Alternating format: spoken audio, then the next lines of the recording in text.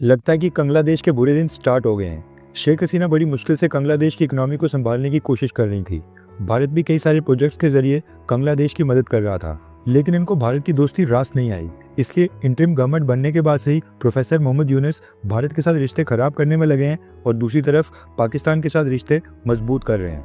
लेकिन अब ये कुदरत का ही निज़ाम है कि भारत को दुश्मन बनाने के बाद अब बांग्लादेश की फाइनेंशियल कंडीशन बद से बदतर होने जा रही है। दरअसल किसी भी देश की सरकार के पास जब पर्याप्त मात्रा में फंड्स नहीं होते हैं या फिर टैक्स कलेक्शन गवर्नमेंट स्पेंडिंग से कम होती है, तो उस केस में गवर्नमेंट को मार्केट से पैसा उठाना पड़ता है, जिसको डेट कहा जाता है। सरकार द्वारा सॉवरेन बॉन्ड्स इशू किए जाते हैं, इंटरनेशनल इंस्टीट्यूशन से लोन लिए जाते हैं, फॉरेन इन्वेस्टर्स से पैसा उठाया जाता है और फिर उस पैसे को सरकार अपना खर्च पूरा करने के लिए इस्तेमाल करती है। एंड ऑलमोस्ट दुनिया के सभी देशों की सरकारें डेट उठाती हैं। अब इसमें कोई भी बुरी बात नहीं है। अब होता क्या है कि जिस भी देश की सरकार डेट उठाती है उसको वो डेट कुछ टाइम पीरियड के अंदर वापस भी पे करना होता है। अब ऐसा तो है नहीं कि दुनिया के सभी देशों की फाइनेंशियल और इकोनॉमिक कंडीशन सेम है। सभी गवर्नमेंट्स के रेवेन्यू स्ट्रीम्स अलग अलग होते हैं। कुछ देशों की जीडीपी स्ट्रांग होती है और कुछ की वीक। इसलिए यहाँ पर रोल आ जाता है फिच और मूडीज जैसी top class credit rating agencies का।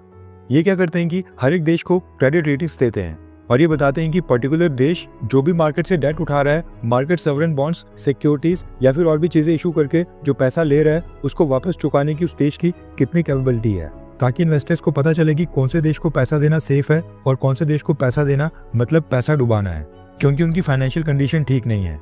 और इन क्रेडिट रेटिंग एजेंसीज द्वारा AAA से लेकर CCC तक रेटिंग्स दी जाती हैं। अब हुआ ये कि बांग्लादेश की गवर्नमेंट की फाइनेंशियल कंडीशन इस समय बहुत ही खराब चल रही है।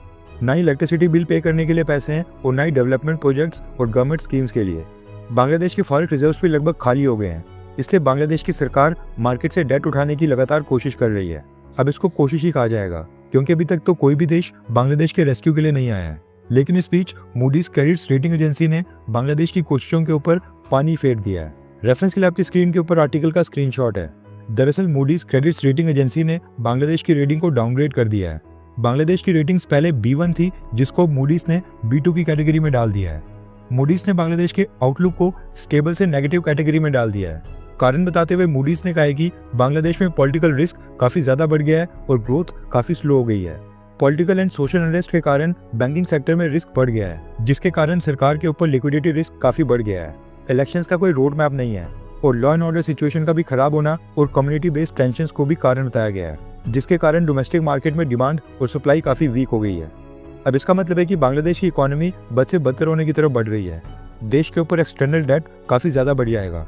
करंट अकाउंट डेफिसिट काफी ज्यादा बढ़ रहा है। इसके अलावा बांग्लादेश की सरकार के पास शॉर्ट टर्म फॉरेन लायबिलिटीज को पूरा करने के लिए ग्रॉस फॉरेन रिजर्व्स वो भी पर्याप्त मात्रा में नहीं बचे हैं। मूडीज की रेटिंग्स डाउनग्रेड करने का मतलब है कि अब जो बांग्लादेश की गवर्नमेंट डेट उठाएगी उसके लिए उसको ज्यादा हायर इंटरेस्ट रेट पे करना पड़ेगा।